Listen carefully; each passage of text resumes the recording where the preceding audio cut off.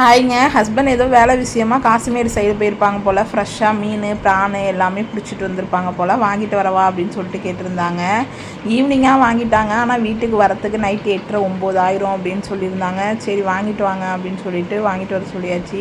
காஷ்மீர் அப்படிங்கிறதுனால ப்ரைஸ் எல்லாம் பெருசாக வித்தியாசம் இருக்காதுங்க. நம்ம பக்கத்தில் வீட்டுக்கு பக்கத்தில் இருக்க மார்க்கெட்டில் வாங்குறமே அதே அளவில் தான் இருக்கும். ஒரு 50 100 கம்மியாக இருக்கும், அவ்வளோதான். என்ன அப்படின்னா, நம்ம பக்கத்தில் இருக்க மார்க்கெட்டில் வாங்கினா ஐசிபிடியில் வச்சு பழைய மீனை கொடுப்பாங்க. ஆனால் இது வந்து அப்பயே பிடிச்சி அப்பயே கொடுக்கறதுனால ரொம்ப ஃப்ரெஷ்ஷாக இருக்கும். சாப்பிட அவ்வளோ சூப்பராக இருக்கும். அந்த கவுச்சி ஸ்மெல்லே அடிக்காது. சரின்ட்டு வாங்கிட்டு வந்தாங்க. வாங்கிட்டு வரத்துக்கே ஒரு 8:30 மணி ஆயிடுச்சு. இவங்க வரத்துக்கு முன்னாடியே புளியெல்லாம் ஊற வச்சுட்டேன். மீன் குழம்பு வந்து நைட்டே செஞ்சு வச்சுட்டோம்னா மறுநாள் மத்தியானம் சாப்பிட்றப்ப நல்லாயிருக்குன்னு. ப்ரானுக்கு வந்து இப்போ மசாலாவும் ரெடி பண்ணி வச்சுட்டேன். வந்தோடனே க்ளீன் பண்ணி கொடுத்தாங்க. இப்போ ஓடிஜி வாங்கினதுலேருந்து ப்ரானு சிக்கன் எல்லாமே ஆயில் ஃப்ரீ அப்படிங்கிறதுனால ஓடிஜிலே செஞ்சு சாப்பிட்றது. ப்ரானுமே ஓடிஜியில் வேக வச்சோம் அப்படின்னா கரெக்டாக வேகுது. அந்த ரப்பர் பதம்லாம் ஆயிரும்ல, நம்ம வீட்டில் சில நேரம் சமைச்சோம்னா சூப்பராக இருக்கும்.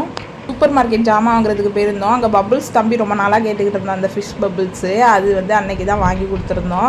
இந்த கண்ணாடி அழகாக க்யூட்டாக இருந்துச்சு. சென்ட்டு எனக்கு ஆசையாக இருந்துச்சுன்னா அவனுக்கு ஒன்று வாங்கி கொடுத்தேன். அப்பா வந்து மகனுக்கு வந்து ஸ்டோரி புக் வாங்கி தரேன்னு சொல்லிட்டு அவர் வந்து ஸ்டோரி புக் வாங்கி கொடுத்துருந்தாரு. ஆக மொத்தம் இன்றைக்கி இதனுக்கு நல்ல வேட்டை.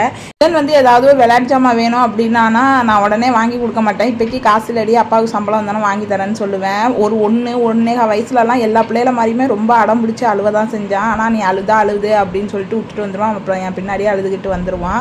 இப்போலாம் அதை பழகிட்டான். கேட்டான் அப்படின்னா அப்புறம் வாங்கி தரேன்டி காசு இல்லைன்னா. அப்புறம் அவனே எதிர்பார்க்காத நேரத்தில் வாங்கி கொடுத்தோம் அப்படின்னா அவனுக்கு நல்ல சர்ப்ரைஸாக ஆகி அந்த சின்ன பொருளாக இருந்தாலும் அவ்வளோ ஹாப்பியாக ஃபீல் பண்ணுறான்.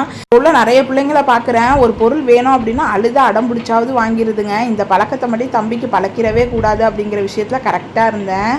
என்னதான் அழுதாலும் பரவாயில்ல, எந்த ஒரு பொருளுமே கேட்டோன்னே கிடச்சிராது, அதுக்கப்புறம் எதுவுமே ஈஸியாக கிடச்சிராதுங்கிற நினப்பா அவங்களுக்கு எப்பயும் இருக்கணும்.